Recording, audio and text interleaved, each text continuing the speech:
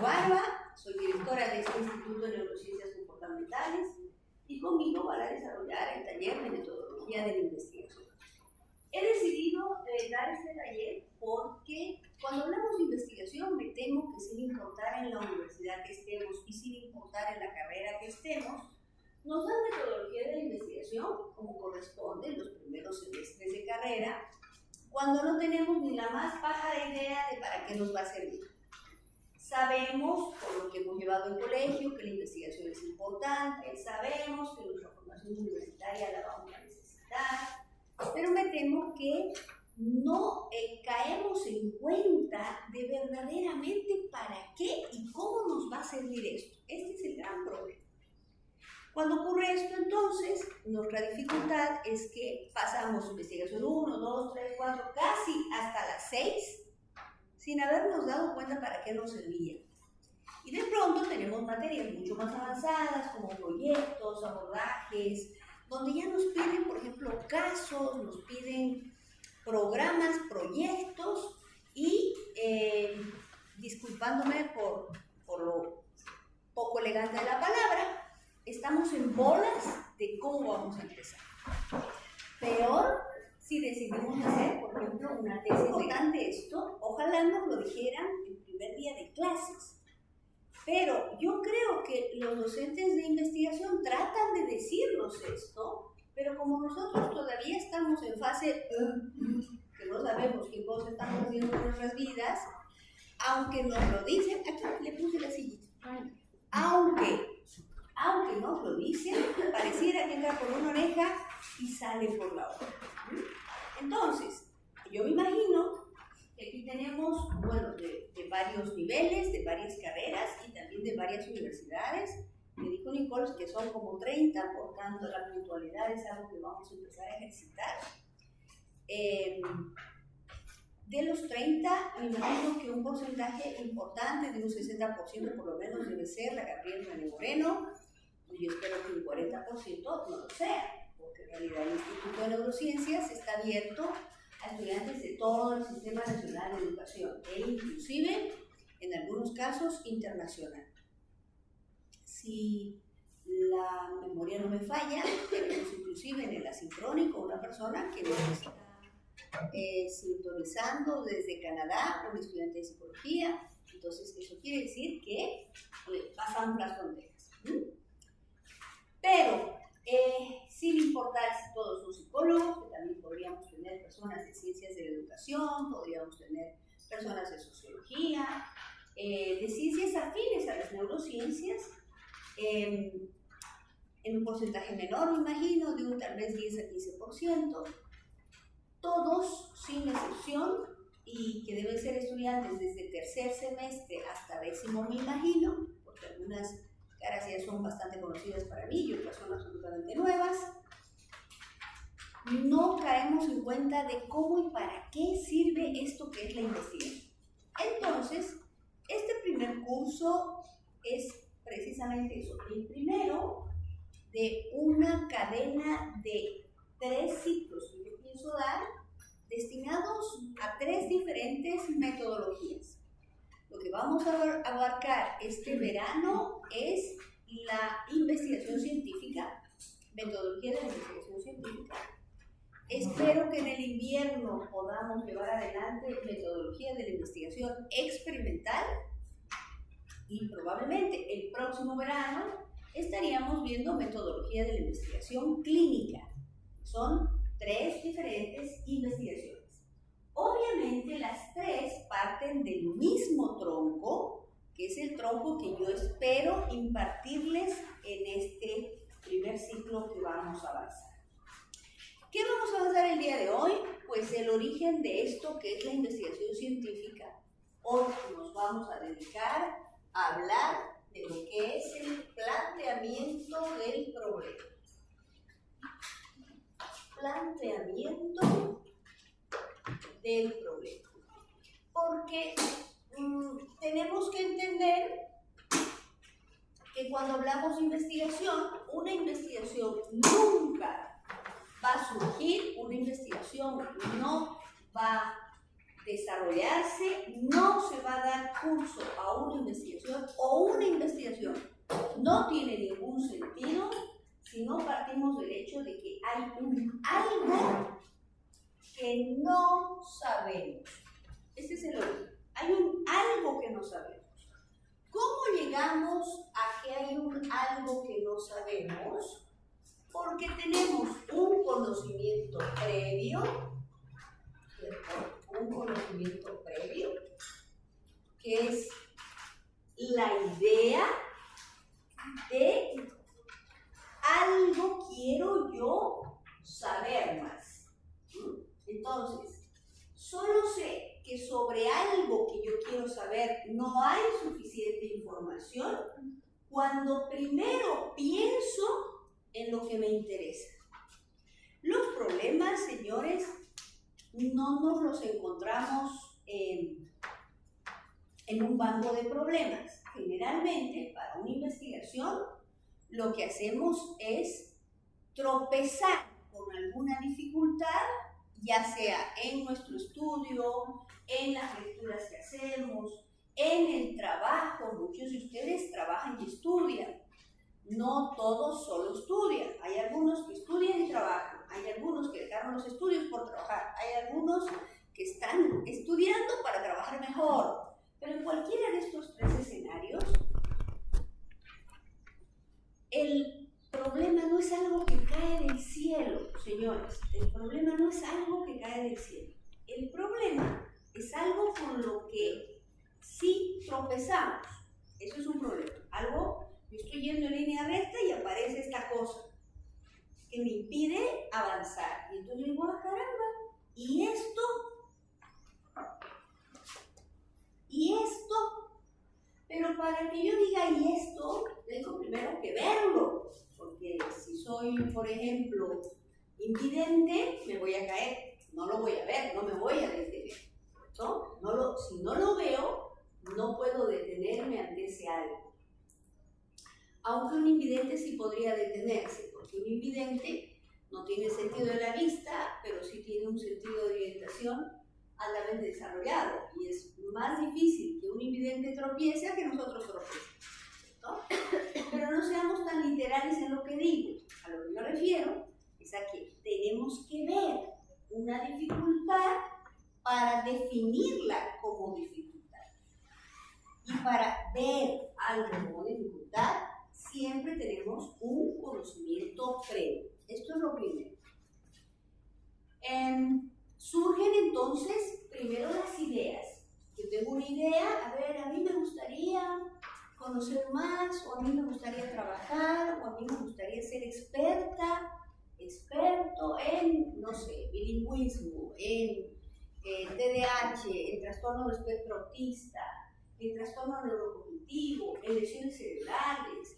Cuando mencioné lo de mañana y el electroencefalograma, vi algunos ojitos así como arbolitos de Navidad prendiéndose. O sea, hay algo que, ¿cierto? Me agrada, me interesa, me gusta, quiero, ¿cierto? Que es esta idea. Y cuando profundizo sobre ese algo o cuando pienso en ese algo, es que me tropiezo con, caramba, hay cosas que no sé. ¿Está claro? Por tanto, una investigación no puede hacerse en función a algo que se sabe. Forzosamente, una investigación se hace en función a algo que se desconoce. ¿Sí? Algo que se desconoce. ¿Cómo sé que algo se desconoce? Dos aspectos fundamentales. Número uno, en mi conocimiento previo, yo lo desconozco. En mi conocimiento previo. Por tanto, hay siempre un conocimiento previo a la investigación. Obviamente, si aquí tenemos estudiantes de tercer semestre, no es lo mismo a tener estudiantes de décimo semestre. Entonces, el problema, si bien va a representar siempre una idea frente a la cual me doy cuenta que hay algo que no sé, que viene a ser esta premisa, si bien supone esto, esta es la realidad, tengo un algo que desconozco. Este planteamiento del problema, según diversos autores, entre los que les puedo mencionar, Hernández Sampieri, tal vez el más conocido por todos ustedes, lo conocen ustedes como Sampieri, pero Sampieri es su apellido materno, su apellido paterno es Hernández.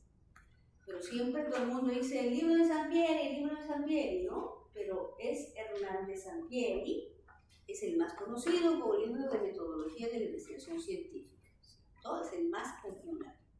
Pero no solo él, hay otros autores como Arnau, Sierra Bravo, que van a mencionar que evidentemente el planteamiento del problema es el paso número 1, pero aunque muchos están de acuerdo, ahí es donde algunos autores entran en contradicción en el orden de lo que contiene el planteamiento del problema. Entonces, aunque ustedes encuentren libros en los cuales el orden varía, quiero que sepan que los componentes del planteamiento del problema, en el 90% de los libros que van a leer, es siempre el mismo. Lo que va a variar es el orden. Yo les voy a dar el orden que yo considero, para mí, es el más congruente, ¿sí?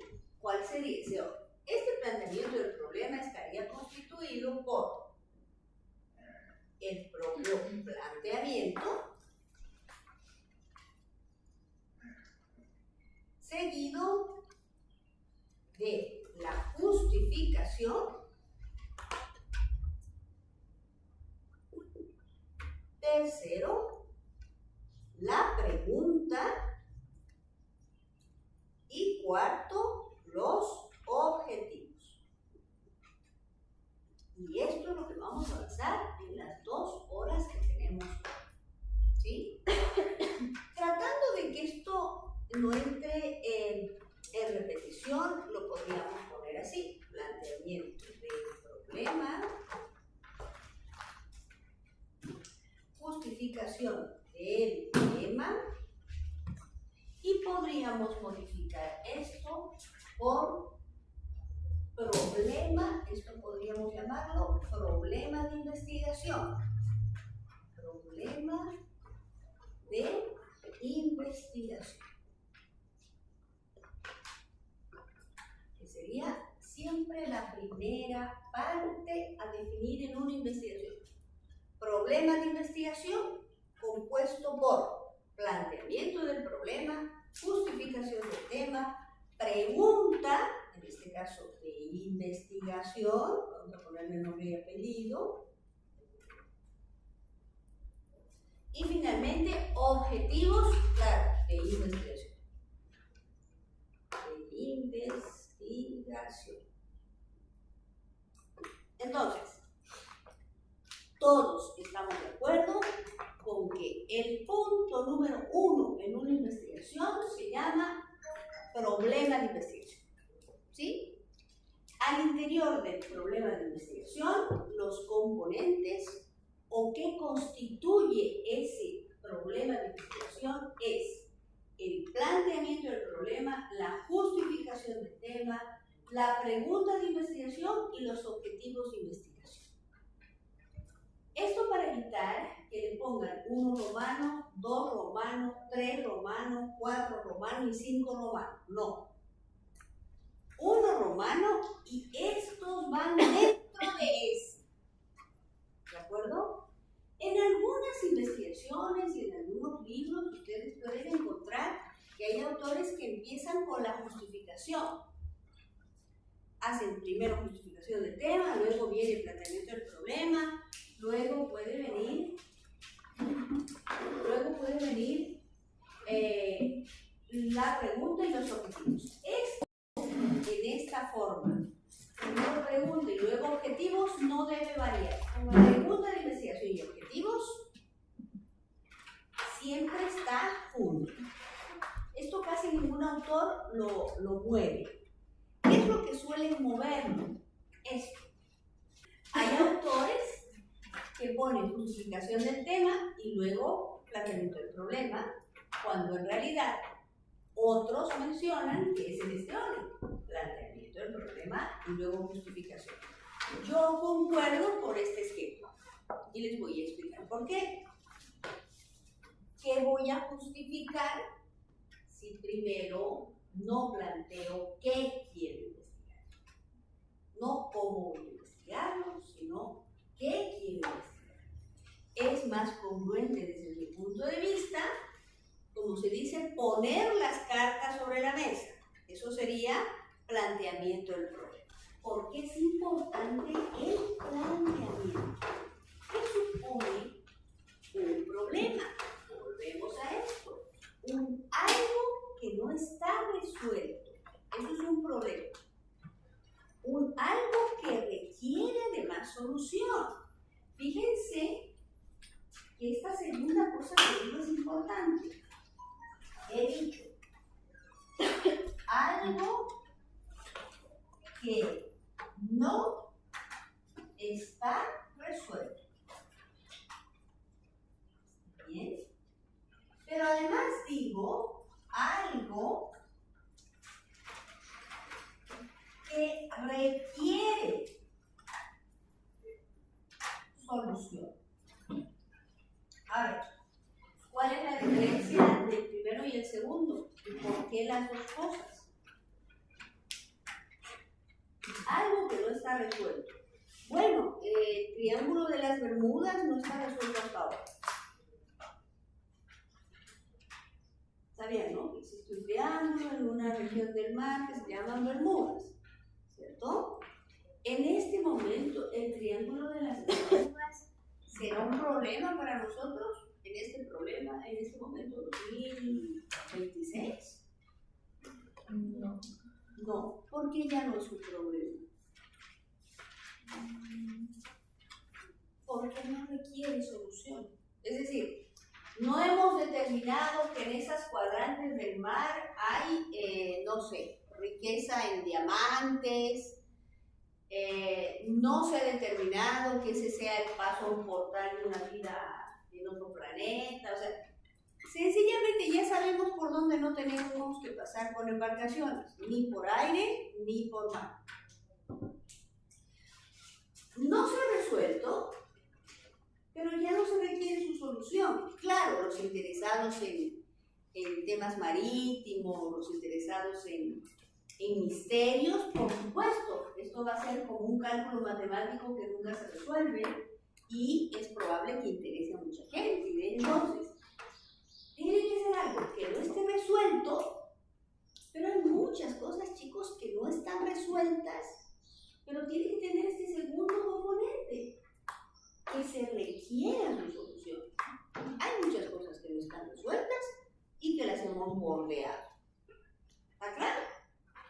Hay muchas cosas que no se resolvieron. Entonces, no está resuelto, pero si se requiere su solución, encontramos una solución. En ese caso, es un problema de investigación. Si no lo es,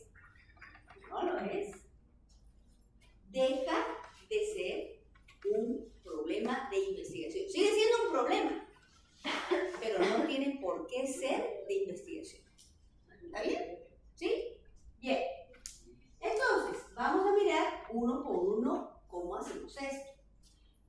La mayor dificultad que encontramos al investigar es cómo empiezo a escribir. Muchos de ustedes pueden tener claro lo que quieren hacer. El problema es cómo lo explicamos. Y más específicamente, cómo lo pongo en palabras. Cómo logro ponerlo en palabras. ¿Cómo hago para que eso se lea bien? En el planteamiento del problema, lo que vamos a tener es, voy a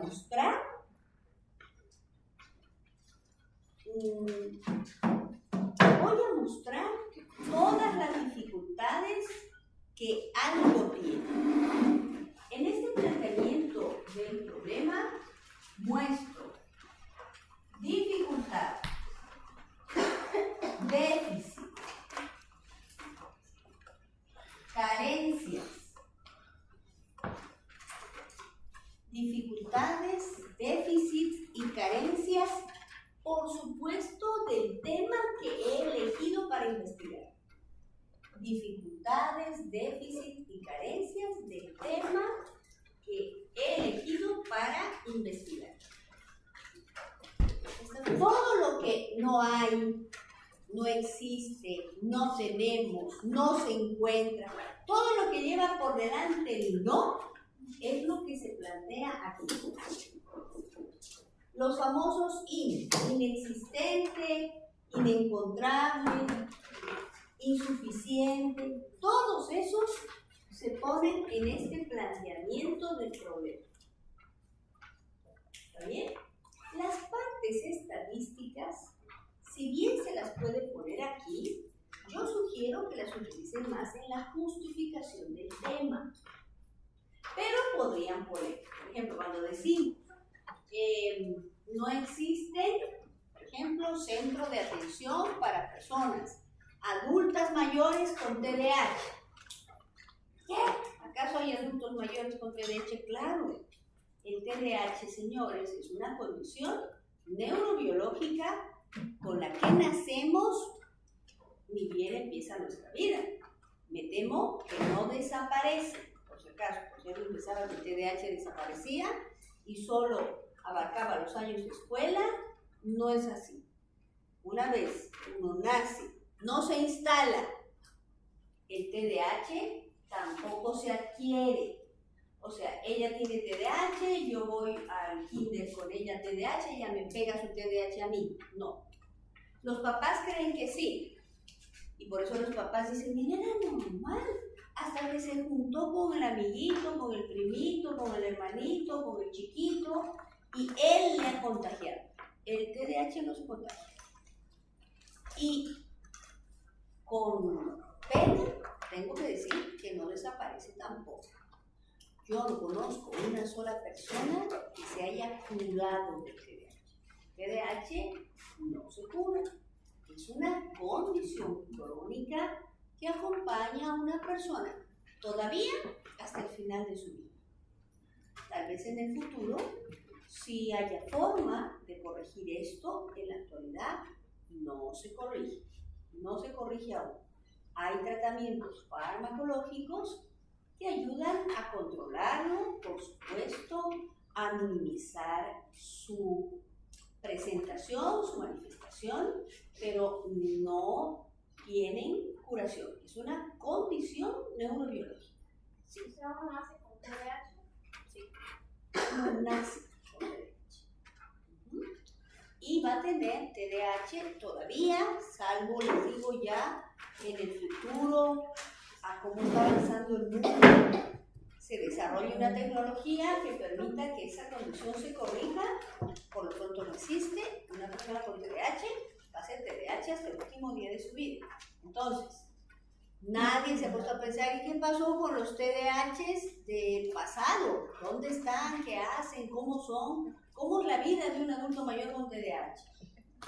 Pues habría que investigar, ¿cierto? Entonces, en ese caso, aunque sabemos que no existen centros de atención a adultos mayores con TDAH, la estadística podría ser un dato interesante al decir no existen centros de atención. Sin embargo, según el estudio de la Organización Mundial de la Salud, la cantidad de personas adultas mayores con TDAH en el mundo debe alcanzar los 10 millones, los 5 millones. Esa es una estadística. Pero además no es la estadística de un Perico Pérez, o sea, de un perico de los palotes, es decir, de una persona cualquiera. Es una estadística de una institución avalada como es la Organización Mundial de la Salud. ¿Cierto? Ahí estamos haciendo uso de una estadística que nos parece importante mostrar en ese momento. Sin embargo, yo les sugiero que la estadística la reservemos para la parte de la justificación. ¿Por qué? Porque en la justificación nos vamos a dedicar al por qué y para qué. A esto nos vamos a dedicar. al por qué y el para qué. Esto es lo que vamos a responder en justificación del tema. ¿Qué vamos a responder en planteamiento del problema? ¿Cuáles son las dificultades? ¿Cuáles son los déficits? ¿O cuáles son las carencias de nuestro tema de investigación? ¿Está bien? ¿Dónde elijo el tema? Aquí. Este foquito es el tema. Primero elijo un tema y del tema emerge el problema. Por eso la pregunta cuando alguien quiere investigar es no qué vas a investigar. Generalmente no preguntamos qué vas a investigar, preguntamos qué quieres investigar. ¿Qué tema te interesa? Por ahí arranca siempre una revisión metodológica. ¿Qué tema te interesa? A mí me gusta indagar o me llama mucho la atención las mujeres maltratadas. Ok. A mí me llama mucho la atención la violencia de género. Ok. A mí me llama mucho la atención la depresión. A mí me llama mucho la atención el abandono de niños. A mí estoy tratando de dar temas distintos. A mí me interesa mucho el clima laboral. A mí me interesa mucho la drogadicción. O sea, elegimos primero un tema. Este poquito es el tema. Y dentro de ese tema buscamos qué no sé yo. Primero, ¿qué no sé yo? Hay un apartado que viene después de este, que es el punto 2, al cual nos vamos a dedicar luego, que es el marco teórico. Este es el punto 2. Esto lo vamos a hacer la próxima semana. Hasta aquí es algo que yo no sé. Cuando yo clarifique, porque esto nos ayuda a ir, caramba, como mejorando el lente de lo que quiero, como limpiando bien los lentecitos, como ajustando bien el foco, recién paso a la fase de ¿y qué se sabe en el mundo sobre eso? Porque tal vez solo no lo sé yo. O sea, yo no sé qué pasa con los adultos mayores con TDAH, pero cuando voy al marco teórico, con una buena pregunta, encuentro que ese tema ya lo había investigado. Ah, entonces, ¿qué? No es tema de investigación. ¿Me entienden? Este es el punto que nos va a llevar a decidir si nuestro tema de investigación vale la pena o no que continúe siendo una investigación. Porque que usted no lo sepa, no significa que no exista. Significa que usted es bebé y no lo sabe. O significa que usted no leyó lo suficiente sobre ese tema. Y muchas veces nos pasa eso. Ay, yo creo que este tema es importantísimo. Y sí es importante. Pero ¿con quién lo habló? Con mis amigos del churrasco. Ajá. ¿Y ellos qué hacen? Son administradores, economistas, ¿cierto? ¿Con quién lo habló? Con mi familia. O sea, ¿con quiénes? Con mi novia, mi hijo, mi padre. ¿Y quién son ellos? No sé, cualquier cosa. Entonces, pero eso alimenta mi idea de que nadie sabe sobre este tema.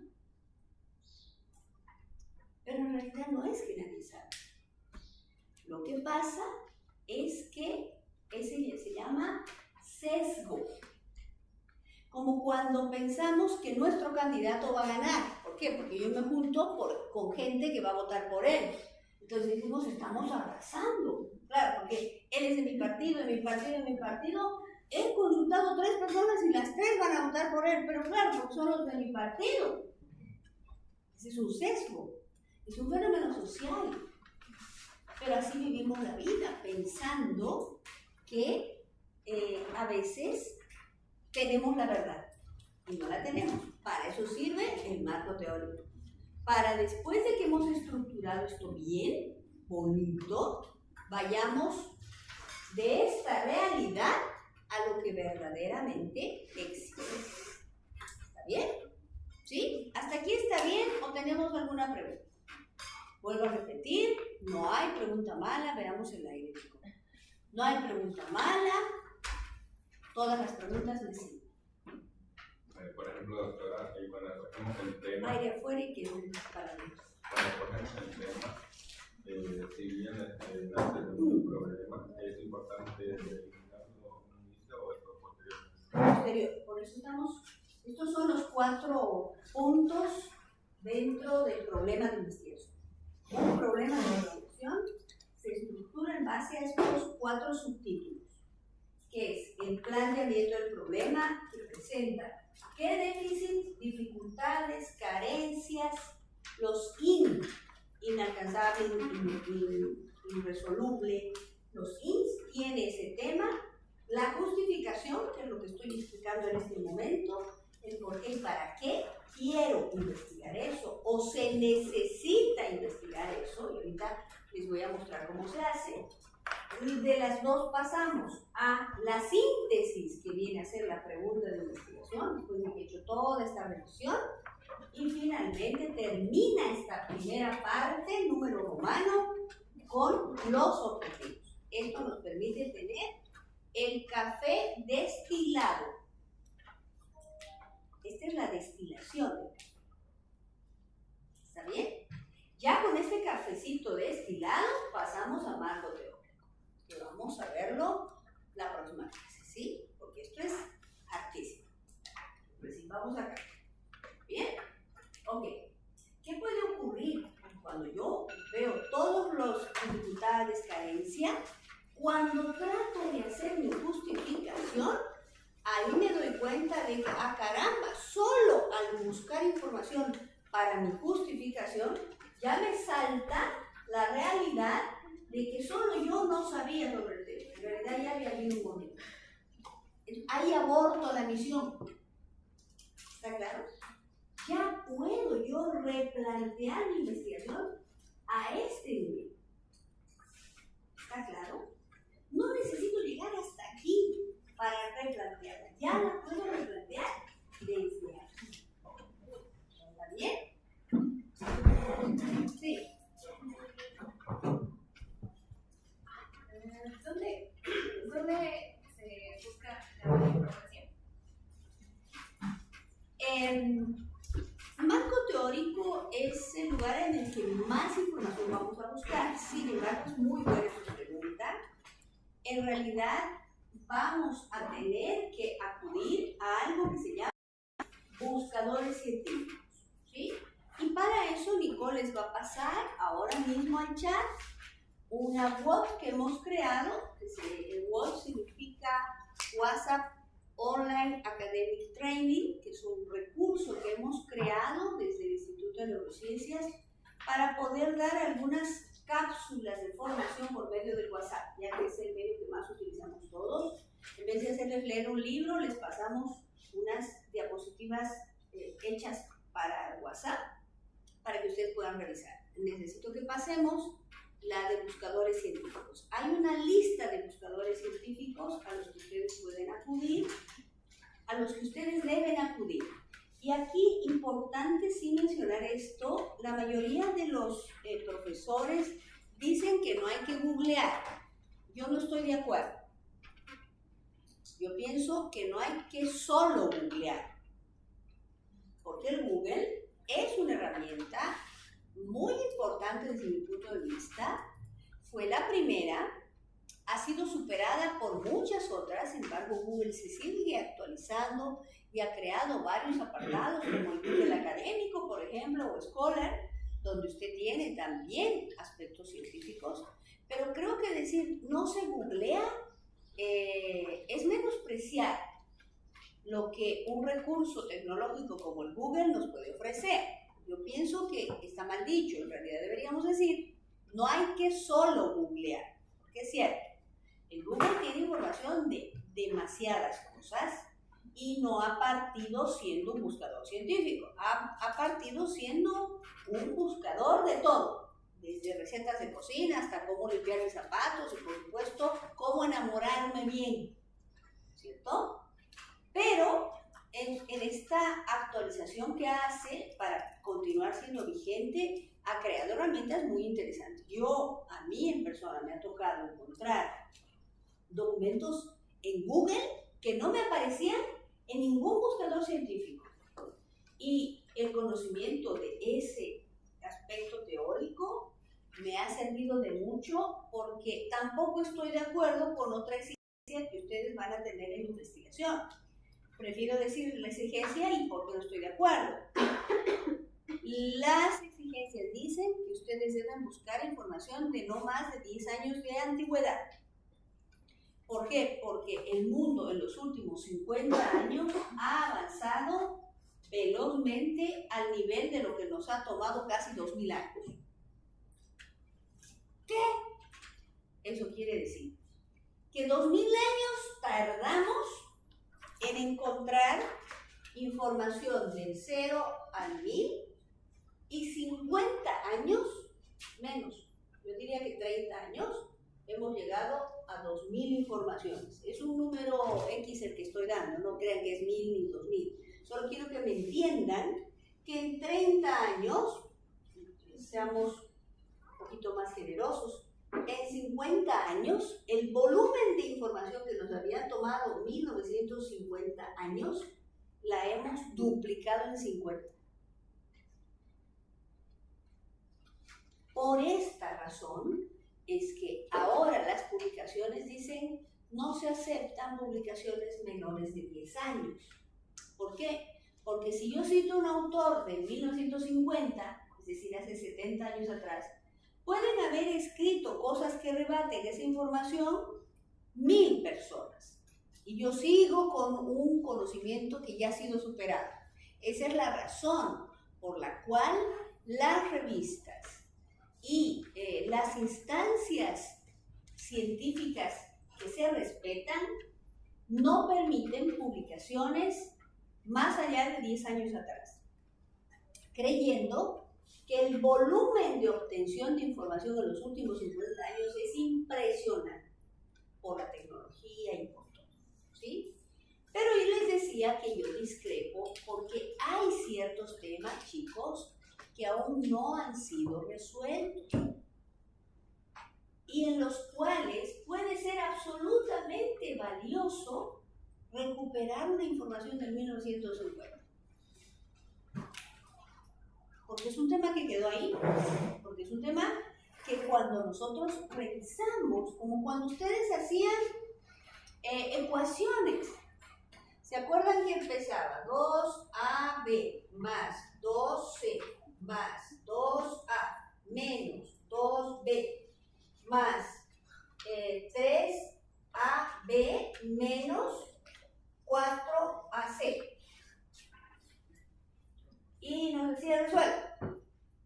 Y al final de todo esto, les voy a abreviar si quieren buscar. Ya. Esto terminaba con esto. Y como no salía el mismo resultado, el docente decía mal. Y yo siempre preguntaba dónde me equivoqué. Quisiera que me lo marque.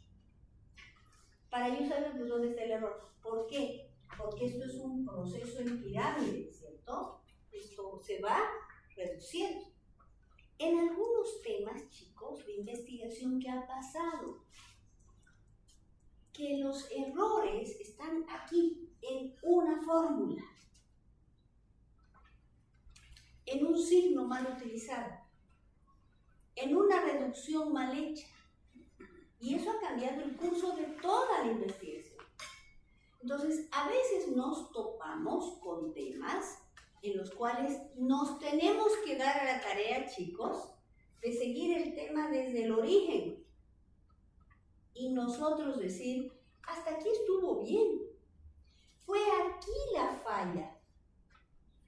Cuando este autor Wiener en 1979 dice que esto es aquí, aquí se equivocó. Entonces, ¿qué voy a tener que rebatir? ¿A Wiener en 1979? Eso está lejos de Wiener 2010 o 16, que sería lo correcto. Miren cuántos años atrás. ¿Hay gente que investiga esto? Sí. En la teoría de la investigación, los 4 están dentro del problema de investigación. Pero me temo que usted va a encontrar distintos formatos. Entonces, ¿qué es lo que usted tiene que hacer cuando va a investigar? Solicitar si la institución, la universidad, el centro o quien sea que está solicitando ese proyecto tiene su formato. ¿Y qué tiene que hacer? No discutirlo, seguir el formato. ¿Qué tiene que usted tener claro? ¿Qué es cada cosa? Y ahí le da lo mismo como lo numeren los demás. Va a haber gente que va a obviar alguno. Casi no he visto que obvien, pero sí he visto que los ponen en distinto orden. Por ejemplo, me ha parecido muy frecuente justificación antes de planteamiento, me ha parecido muy frecuente que obvian pregunta y dan por hecho que tendría que haber una pregunta, pero no la ponen aparte, lo cual complica enormemente dos cosas. Complica enormemente la formulación del objetivo y peor, lo que viene aquí como número 3. Hipótesis de investigación. He visto que inclusive algunos ponen la hipótesis después del objetivo. Me temo que no hay un formato universal.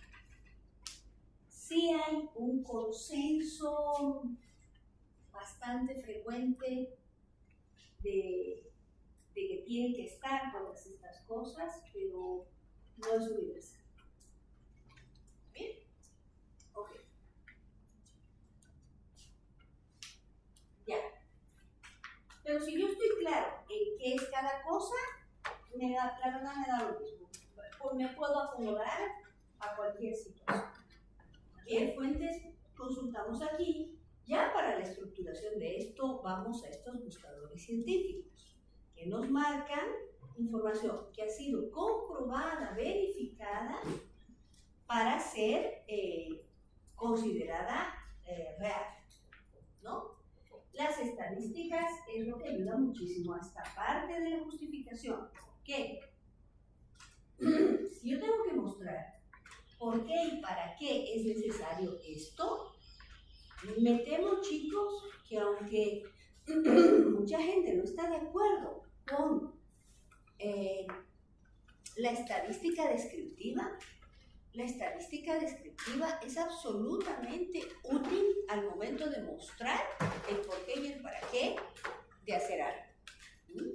Si yo les digo, Bolivia tiene 14 millones de personas según el censo del 2025, y les digo, de esos 14 millones de personas, el 30%, el 20%, el 10%, 10,000 personas, 1 millón de personas tienen o no tienen tal cosa, eso es un dato más contundente, eso nos dice más que 1000 palabras.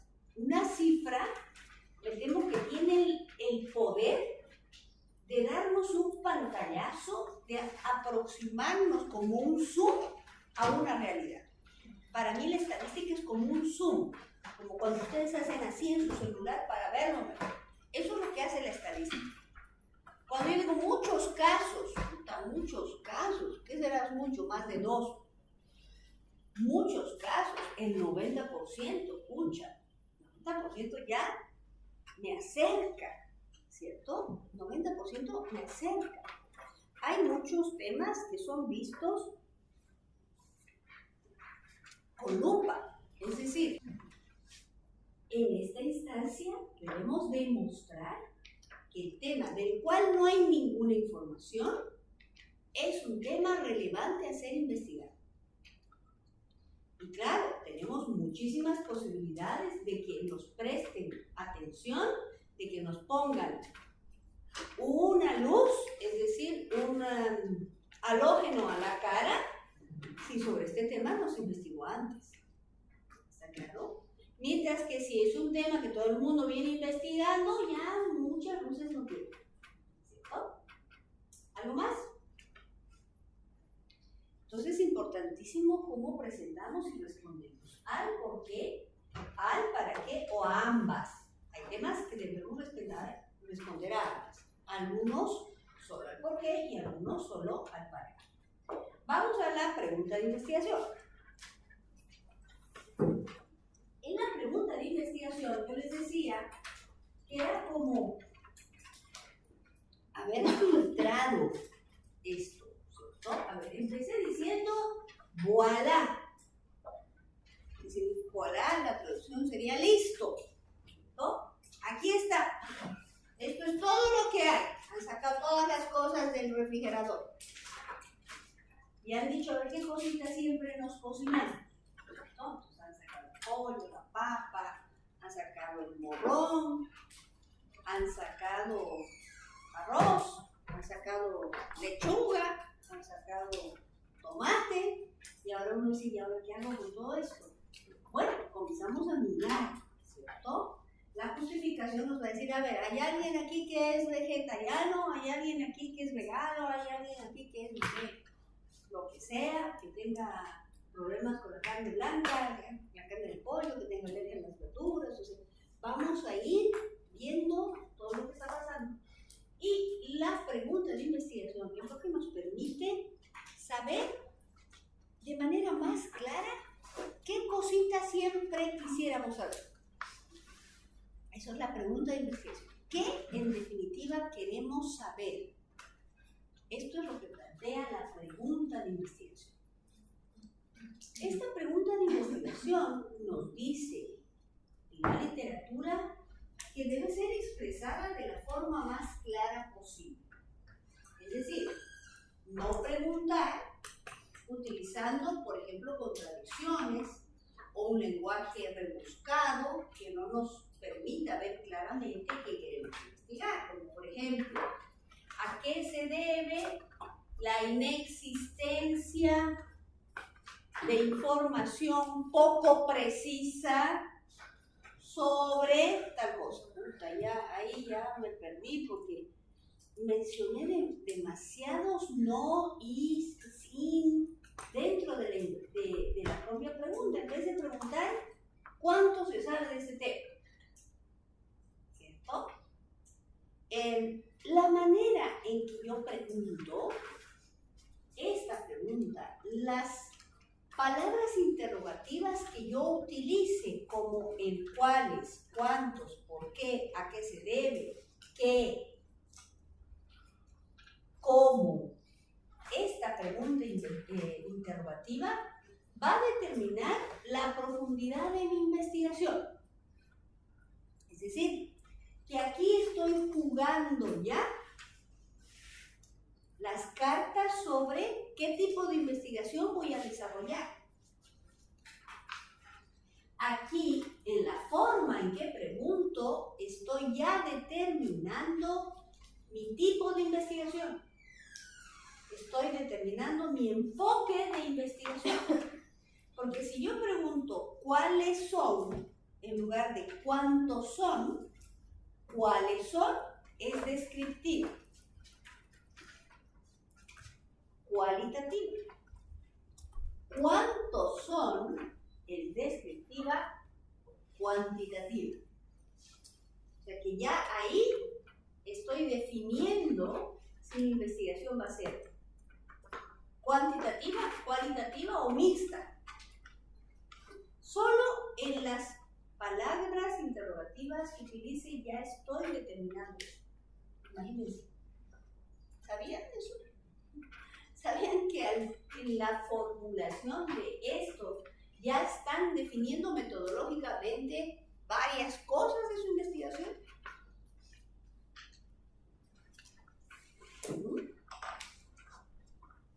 No, yo solo preguntaba, ¿no? Sí, usted solo preguntaba, pero vemos que la forma en que pregunta ya está determinando. Y no tengan miedo, ¿ah? Es más fácil más bien. Porque cuando usted llegue a tener que definir esto, bien fácil, tiene que venir a su pregunta. Dice, caramba, aquí está. Si dice cuáles, es cualitativa. Si dice cuántos, es cuantitativa. Si dice por qué, es explicativa. Si dice cuál, es descriptiva. Entonces no tengan miedo. No es que, ahora, ¿cómo pregunto? No, tranquilo, pregunte como quiera preguntar. Ya cuando llegue allá, es como subrayar sujeto y predicado. No tenga miedo. ¿Cómo voy a definir eso ahí? Tranquilo. O sea, es que queremos saber qué quiere hacer. Y ya lo demás fluye. Ya lo demás lo interpretamos de aquí mismo. ¿Está bien? Entonces se pide que sea una pregunta clara, bien formulada, en lo posible con las palabras interrogativas que reflejen verdaderamente lo que usted quiere hacer. No tiene mayor ciencia esto, o sea, no hay demasiados requisitos. Me temo que los requisitos vienen en objetivos. Sí se nos pide que la pregunta no sea expresada en términos negativos, como cuál. ¿A qué no se debe el maltrato en niños adoptados? Sino a qué se debe, no a qué no se debe. Eso sí, nos piden que estas preguntas no sean expresadas en términos negativos. ¿Sí? ¿Por qué? Porque la ciencia busca saber que sí, no que no. Sin embargo, el conocimiento de que no es absolutamente útil y necesario en la ciencia. Es absolutamente útil y necesario en la ciencia el que no. Hay un modelo teórico epistemológico que es el de Karl Popper, que propone lo que se llama el inductivismo en contrapartida de lo que imperaba hasta ese momento, que era el deductivismo. El inductivismo y el deductivismo son dos de los tres enfoques que se crean. Esto es el inductivismo, inductivo. Esto es el deductivismo, la deducción, y esta es la analogía. Esto es caso particular y esto es generalidad o generalización. El inductivismo parte de lo particular para llegar a lo general. El deductivismo parte de lo general para llegar a lo particular y la analogía parte de un particular para conocer otro particular. ¿Sí? Esto es fijo. ¿Sí? Entonces, ¿qué es lo que científicamente imperaba antes de los postulados de Karl Popper? El método científico intentaba verificar un conocimiento. ¿Qué quiere decir verificar un conocimiento? Afirmar que algo es de una manera y mostrar que ese algo efectivamente es de esa manera. Eso era verificar. Por eso, recuerden ustedes que en el paso de la época media a la época moderna, se dice que es científico aquello que es medible, observable y repetible. Es decir, se tenía que verificar. Estas tres cosas, medir, observar y repetir, se vuelven la verificación. Karl Popper dice, no deberíamos intentar verificar algo. Algo es así, veamos si Pepito es así. Es el deductivismo. Él dice, la ciencia va a avanzar en la medida en que hay una inducción más bien. Es decir, Pepito es así, ¿será que todos somos así? Y para eso él plantea un modelo que se llama la falseabilidad. Y él dice, el conocimiento científico no debe ser verificado. El conocimiento científico debe ser falseado. ¿Qué? Que el investigador puede cometer, porque es un ser humano, un sesgo. Puede perder la objetividad y puede creer y querer que lo que ha dicho, tanto esfuerzo le ha costado llegar hasta aquí, él va a querer que se verifique, que se verifique. Y si los datos no cuadran, que cuadren. Porque ¿cómo voy a salir luego de 6 meses de investigación o un año de investigación y decir, ay, no había sido así? Karl Popper dice, tranquilo. Si después de un año de trabajo resulta que no es así, usted tiene la obligación de decir, perdón, no es así. No, pues voy a quedar como un bolas aquí diciendo no es así. No. Gracias a que usted 6 meses se plantó haciendo algo y descubrió que eso no es así, felizmente no va a venir otro, dentro de un año o otros 6 meses, a querer hacer lo mismo porque usted no lo publicó. Porque siente vergüenza de publicar que no es así. Gracias a los valientes que publicaron lo que encontraron verdaderamente, y es un principio ético, y dijeron, perdón, mi hipótesis no se verificó, definitivamente esto no es así, ahorramos muchísimo esfuerzo de gente que venía atrás sin tener el cartel de señalización que diga carretera cerrada. Gracias a que hubo un valiente que dijo, esto está cerrado, allá está caído, está derrumbado, y puso un árbol trancando, es que ya nadie más se metió ese camino insulso. Miren qué tan útil es. Entonces, que después de la investigación ustedes terminen diciendo, no, no es así, no es un fracaso, señores. Es un conocimiento tan importante y tan valioso como el que dice, efectivamente es así. ¿Está claro? ¿Sí? ¿Cómo es esta pregunta? Simple, así de, en consecuencia. Redactamos todo esto y ponemos, en consecuencia, la pregunta de la presente investigación es, ¿a qué se debe el maltrato infantil de niños afectados en tal lugar? Y todas las precisiones. Precisiones que nos va a dar la delimitación de la ley, que enseguida vamos a llegar ahí.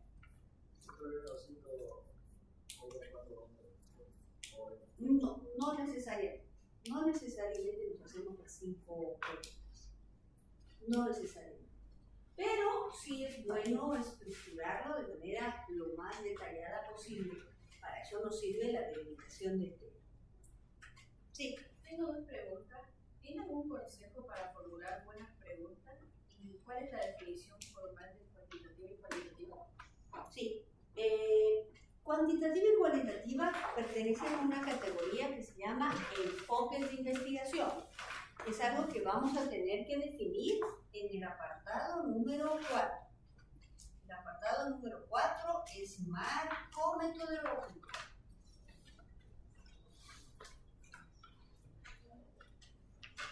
Y en este apartado, el punto número 1 es método. Y el punto número 2 es enfoque. En los enfoques está el cuantitativo, el cualitativo y el mixto. Enfoque cualitativo, aquel que recurre a la descripción o el detalle de características. Enfoque del fenómeno de investigación, por supuesto.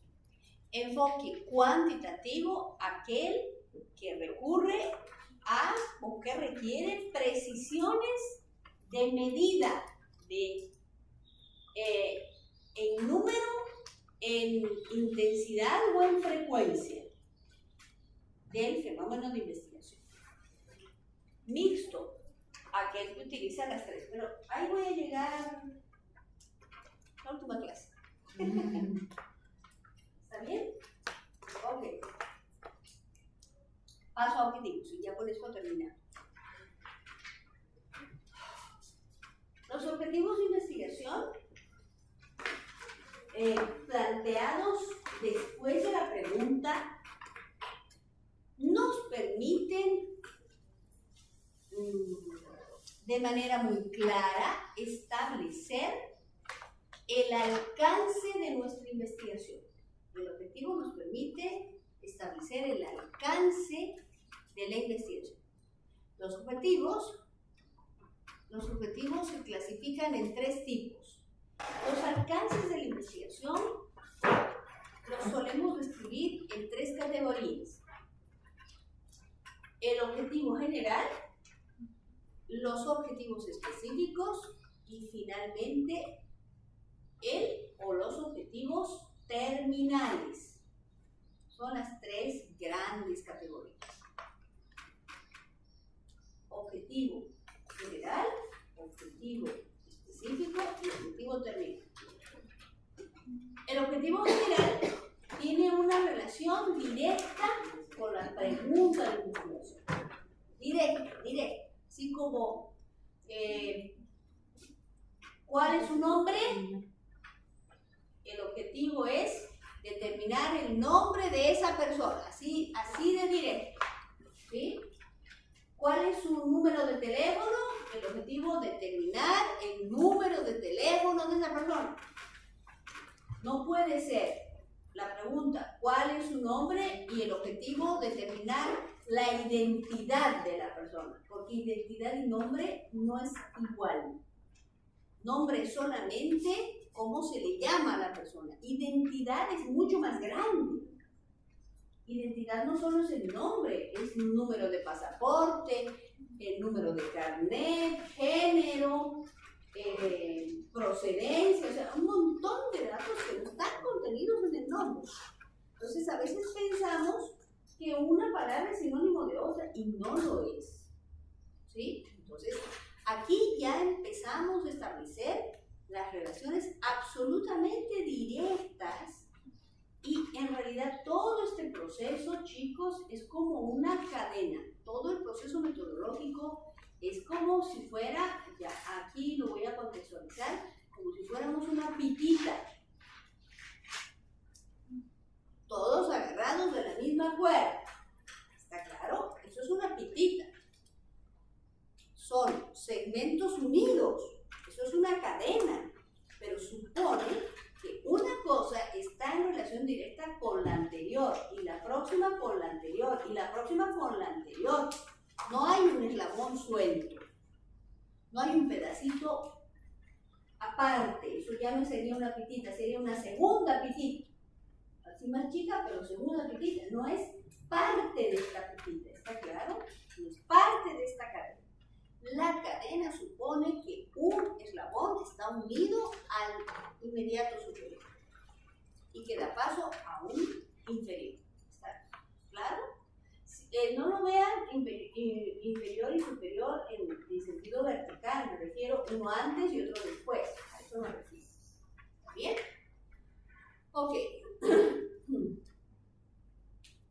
Entonces, voy a definir cada uno de los objetivos y voy a describirles su estructura, porque la estructura es diferente en cada uno. El objetivo general debe contener 4 componentes, es decir, se lo redacta considerando 4 partes. Un verbo en infinitivo. ¿Qué quiere decir un verbo en infinitivo? Verbo con terminación ar, er, ir. Eso es un verbo en infinitivo. Describir, calcular, observar, explicar, definir, construir,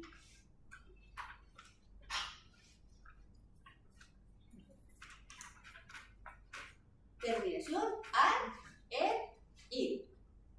¿Sí? Describir, calcular, con er, con er, aprendes, no, es ir, establecer, analizar, establecer, escribir, ¿sí? Ar, el, ir, un verbo en infinitivo. Este verbo en infinitivo unido o más, si ustedes quieren, al que. El objetivo debe tener el que. Un verbo en infinitivo más el que. ¿Sí? Tercero. Vamos a anotar aquí. Verbo en infinitivo más el que, más el cómo y más el por qué o el para qué. Esas son las 4. Verbo en infinitivo, ar, el, ir, el que viene a ser lo más importante información. Y finalmente tenemos dos componentes más, que son el cómo. El cómo utiliza palabras como mediante, a partir, por medio, a través, usando, cualquiera de estas palabras. Y finalmente el por qué o para qué. Para, por y describimos algo. Debe contenerse las cuatro partes en el objetivo general. El específico, a diferencia de este general, tiene todo menos esto. Esto no lo tiene. El específico. El específico dice verbo en infinitivo, el qué y el cómo. Ya no describe ni el por qué ni el para qué. ¿Cómo definimos el objetivo específico? Es un objetivo más pequeño, pero que está contenido dentro del objetivo general. En palabras simples sería un objetivito, digamos, ¿no? Pero para que nos quede más claro todavía, es un objetivo que es parte del general. No puede, porque podría ser un objetivo chico, pero que no sea parte del general. Por eso prefiero sustituirlo por un objetivo pequeño que es parte del general. Quiero que supongan que el objetivo general es lograr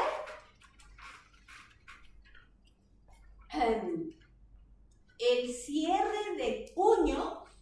El cierre del puño, ese es el qué, el cierre del puño, por medio de la flexión de las falanges de los dedos, por medio de la flexión de las falanges de los dedos, para una adecuada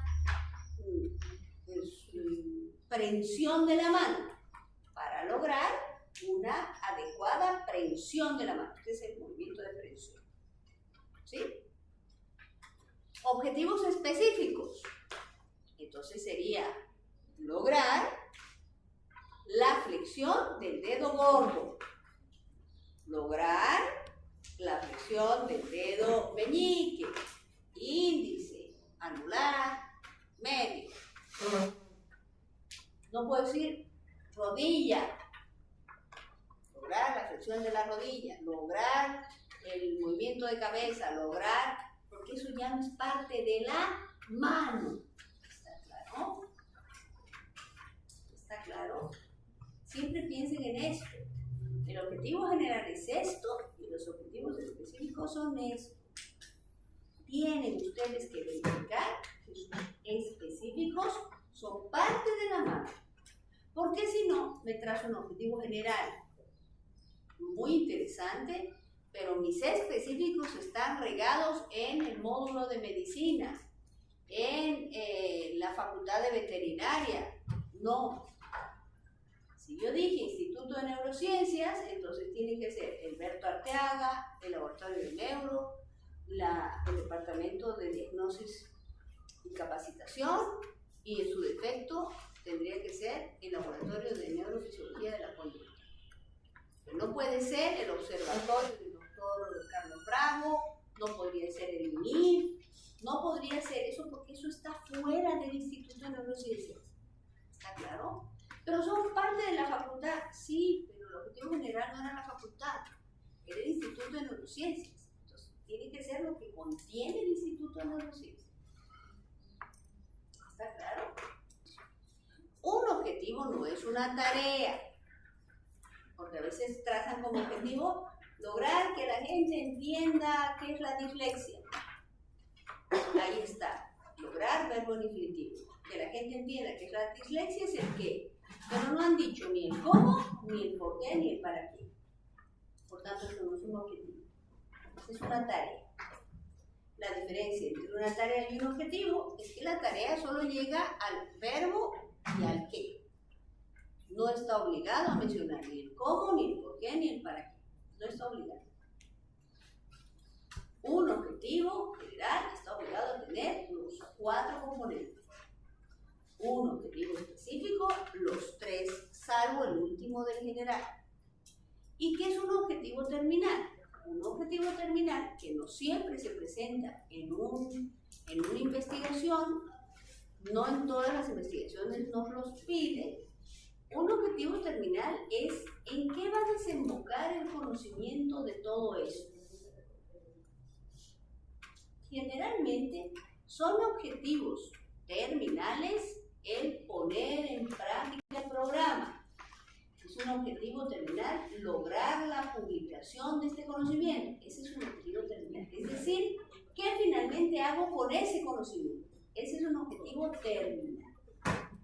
Todas las investigaciones deberían tener un objetivo terminal. Me temo que no todas las investigaciones tienen un objetivo terminal. ¿Está bien? Bien. Yo me voy a quedar ahora ahí, porque ya me dice que estamos en hora, y vamos a empezar la clase siguiente, pues explicándoles la delimitación del área y pasando al siguiente punto.